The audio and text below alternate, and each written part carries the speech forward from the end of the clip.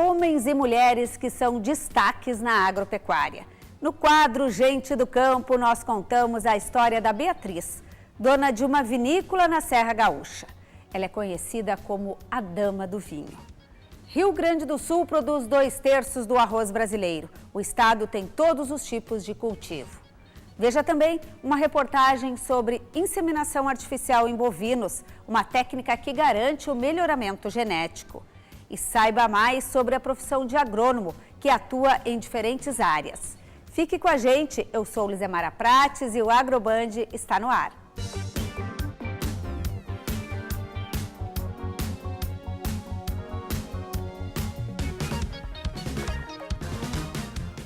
Estreamos hoje aqui no Agroband o quadro Gente do Campo, que mostra homens e mulheres que se destacam na agropecuária. A equipe do programa foi até a Serra Gaúcha para produzir a primeira reportagem.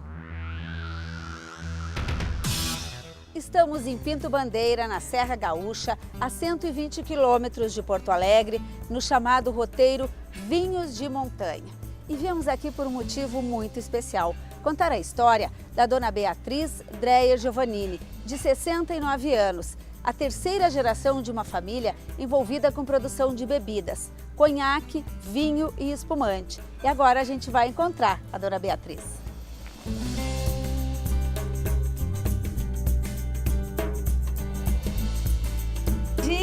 Que bom! Dona Beatriz, como é que a senhora começou nessa atividade de produzir bebidas? Foi passando de geração para geração, mas como é que foi a sua história? Então, eu venho de uma família com tradição de bebidas da Dreyer. Meu avô foi fundador da Dreyer em 1910. Na realidade, eu sempre digo que eu nasci dentro de uma pipa. Eu cresci no meio de uva, de vinho, de cantina, sempre na elaboração do vinho. Difícil escolher outra coisa para fazer? Com certeza. É difícil porque vinho é alegria, né? Espumante é felicidade. Então, meu marido e eu temos isso enraizado no nosso sangue, porque graças a Deus ele entrou na minha onda. E continuamos depois que nós compramos essa propriedade em 1982, nós começamos a brincar de fazer vinho de novo, porque a empresa que pertencia ao meu avô e ao meu pai foi vendida. E o Ailton e eu recomeçamos a trabalhar com vinho de novo. E de repente nos vimos numa vinícola novamente, aqui prestando esse serviço. A brincadeira virou trabalho sério. Muito sério.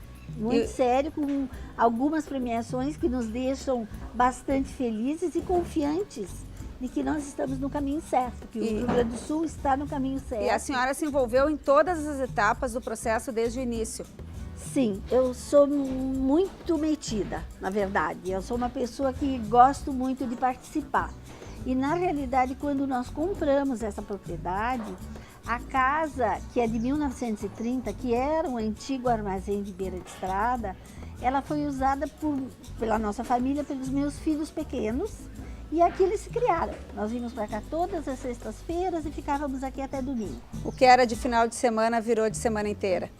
Exatamente. Num determinado momento da vida, evidentemente, eles cresceram.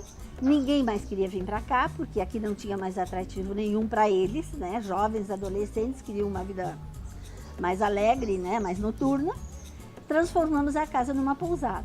Hoje nós temos 8 apartamentos, então existe a pousada, os vinhedos e a vinícola. E eles vêm para cá hoje, os filhos? Apaixonados. Olha, a gente vai agora então, dona Beatriz, vou lhe convidar para a gente seguir passeando aqui, mostrando um pouco da propriedade. Vamos mostrar esses 52 hectares então, Vambora. Numa caminhada aqui? Vambora. Vamos embora então, vamos lá.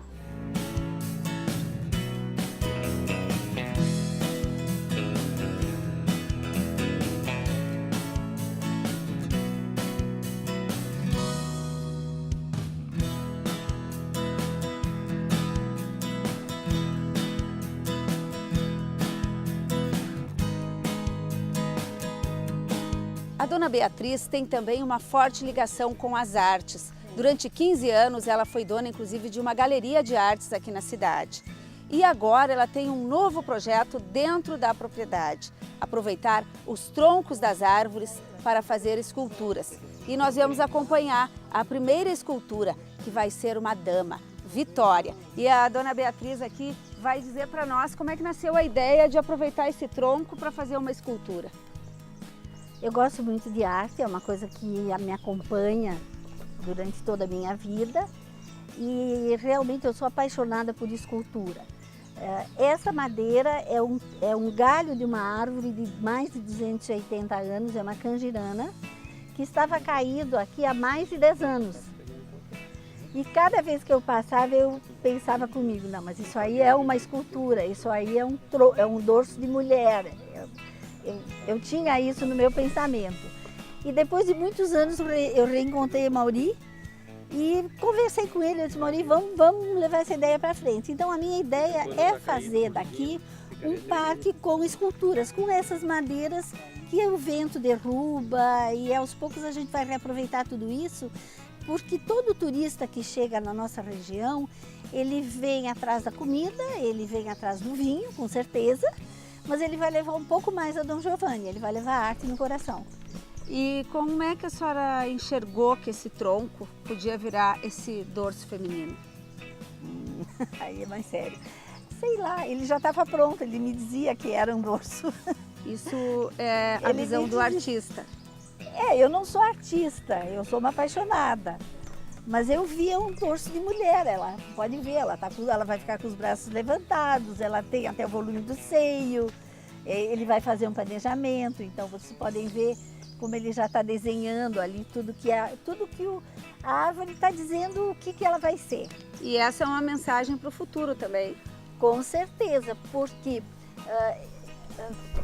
o que nós sabemos da história da arte do mundo? O que ficou registrado em telas e o que ficou registrado em esculturas. Por aí nós fomos conhecendo as civilizações. Porque a máquina fotográfica é uma coisa muito nova. Não se sabia, não se conhecia. Se no tempo do Egito não existissem os escultores e os pintores, nós não saberíamos o que aconteceu lá. A própria Grécia, que deixaram uma história em escultura fantástica, cerâmicas maravilhosas. Quer dizer, nós só sabemos porque isso ficou registrado em arte. Se não fosse isso, nós não saberíamos nada. Então a gente vai contar um pouco da história com esse tronco também para o futuro, com certeza. Vou deixar uma herança viva para os meus netos, meus bisnetos, e eles vão se lembrar, minha bisa se preocupou em deixar alguma coisa da sua época. Eu acho isso super importante.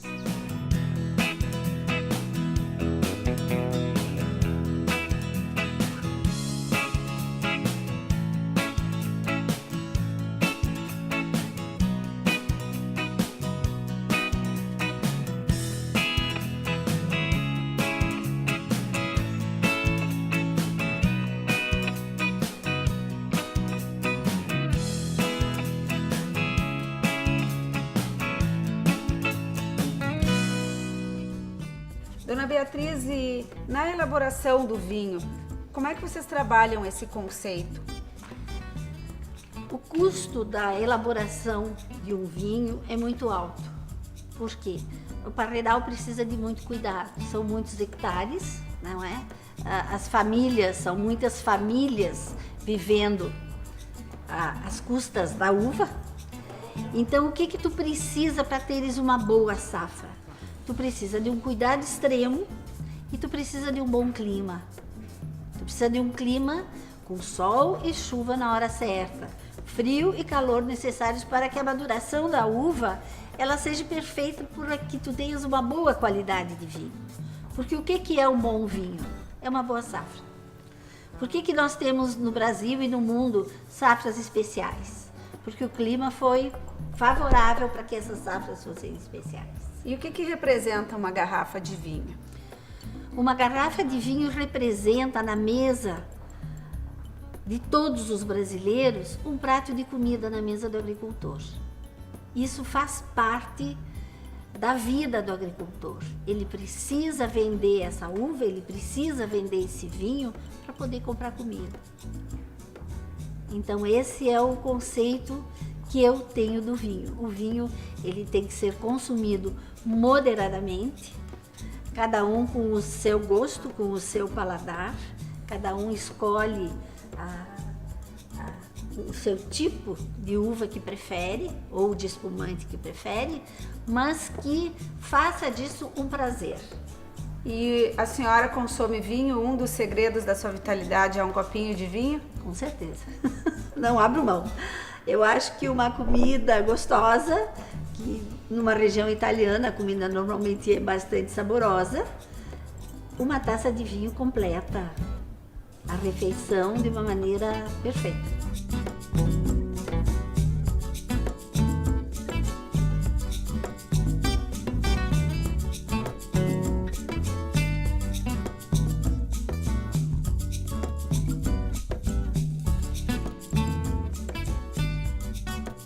Nós terminamos a nossa conversa com a dona Beatriz falando sobre os projetos que ela tem para o futuro, e devem ser muitos, afinal ela tem tanta energia, e também celebrando com um brinde com um espumante. Mas antes eu vou pedir para a dona Beatriz explicar por que a gente tem rosas e uvas aqui juntos. Nós vimos isso ao longo de toda a propriedade, a convivência das roseiras com os parreirais. Por que, dona Beatriz? Porque nessa região, como toda a terra, tem muita formiga.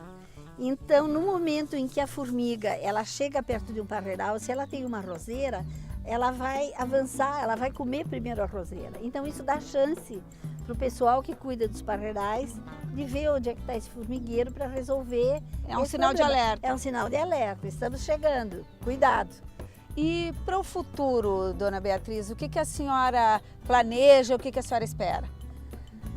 Eu tenho certeza absoluta, até assinaria embaixo, de que nessa região aqui dos vinhos de montanha, no futuro só se fará espumante. Porque o solo, o clima é mais adequado para a uva de espumante. O solo é propício para a uva do espumante.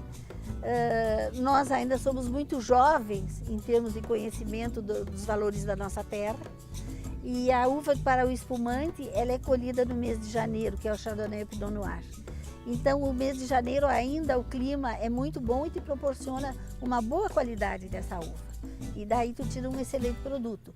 Eu acho que o Brasil está chegando num top muito bom de valorização de espumante, porque o espumante está entrando em todas as casas brasileiras e o pessoal está se dando conta da qualidade do espumante brasileiro.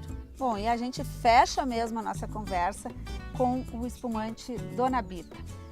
Qual é o seu sentimento? Qual foi a sensação quando a senhora ganhou um rótulo com a sua figura e um espumante com o seu nome?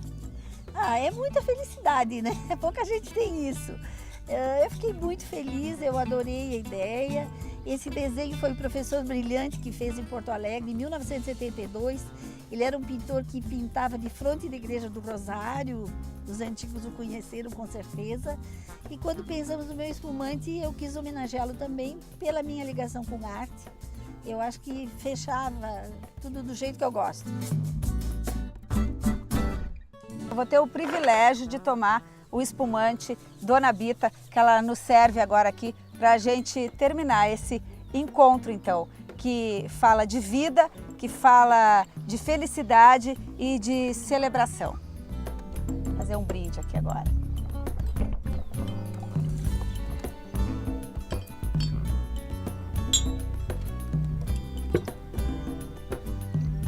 Saúde. Saúde. Celebrando a vida, a nossa.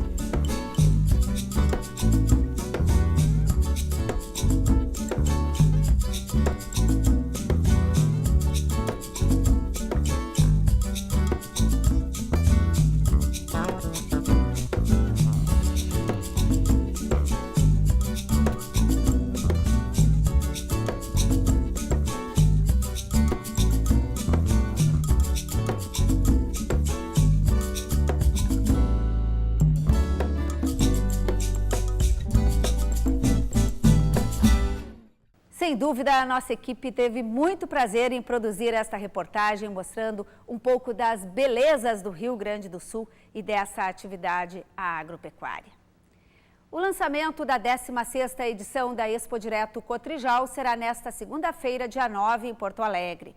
Com o tema Negócios que Inspiram o Amanhã, a Expo Direto é reconhecida como o palco dos grandes lançamentos do ano no setor do agronegócio, como destaca o presidente Ney Mânica. A Expo Direto tem se tornado, além de uma oportunidade de tecnologia, inovação e oportunidade de negócio, ela tem se tornado um palco de reivindicações políticas importantes. Nós temos que continuar falando de infraestrutura, de transporte, de rodovia, de ferrovia, de seguro agrícola, todos esses temas aí que não foram solucionados. E nós esperamos que o eco da Expo Direto possa se transformar em ações concretas dos governantes. A Expo Direto será realizada de 9 a 13 de março em Não Me Toque e o Grupo Bandeirantes estará lá acompanhando todos os detalhes da feira. A 25ª abertura oficial da colheita de arroz ocorre neste sábado no Parque do Sindicato Rural de Tapes, a 100 quilômetros de Porto Alegre. O tema deste ano é Cesta Básica Garantida com Renda no Campo Comprometida. Os arrozeiros estão alarmados com o aumento no custo de produção, com destaque para o reajuste na energia elétrica utilizada na irrigação e o óleo diesel. Os produtores também estão preocupados com os efeitos do clima, principalmente excesso de umidade e falta de luminosidade. A programação em Tapes começou na quinta-feira, envolvendo temas como mercado internacional, qualidades do arroz brasileiro e desafios da atividade. O Rio Grande do Sul produz 2/3 do arroz brasileiro. A safra gaúcha está estimada pela Conab em 8.170.000 toneladas. E aqui temos todos os cultivos: pré-germinado, convencional e orgânico. São 14 horas por dia de dedicação à plantação de arroz orgânico em Viamão. O produtor veio de Iraí, no Alto Uruguai, para plantar a cultura na região metropolitana de Porto Alegre. Ele é um alimento produzido sem a utilização de produtos químicos sintéticos, como venenos, né, adubação química, enfim. Ele é um alimento que passa por todo um processo de controle natural, né, desde a sua produção aqui na lavoura, até a secagem, o beneficiamento, até chegar na mesa do consumidor. O Rio Grande do Sul é pioneiro na produção do arroz orgânico, que começou a ser plantado em solo gaúcho na década de 1990. Mesmo com as chuvas que atrasaram o início do plantio, a expectativa é de que a safra estadual alcance 23.000 toneladas. Mais da metade desse produto vai para outros estados. Hoje são cerca de 600 produtores de arroz orgânico no Rio Grande do Sul, espalhados por 11 municípios. Para a Uli, que escolheu o plantio orgânico como fora de produção, o desafio é mostrar que é possível produzir essa cultura em grande escala. No sábado, uma massa de ar seco atua sobre todo o estado gaúcho e não há previsão de chuva no Rio Grande do Sul. A sensação de frio continua na parte da manhã, mas na parte da tarde as temperaturas ficam agradáveis. Em Santa Maria, tempo firme, com pouca variação de nuvens e sem previsão de chuva. Mínima de 16 e máxima de 32 graus. Em Uruguaiana, mínima de 20 e os termômetros podem chegar aos 35 graus.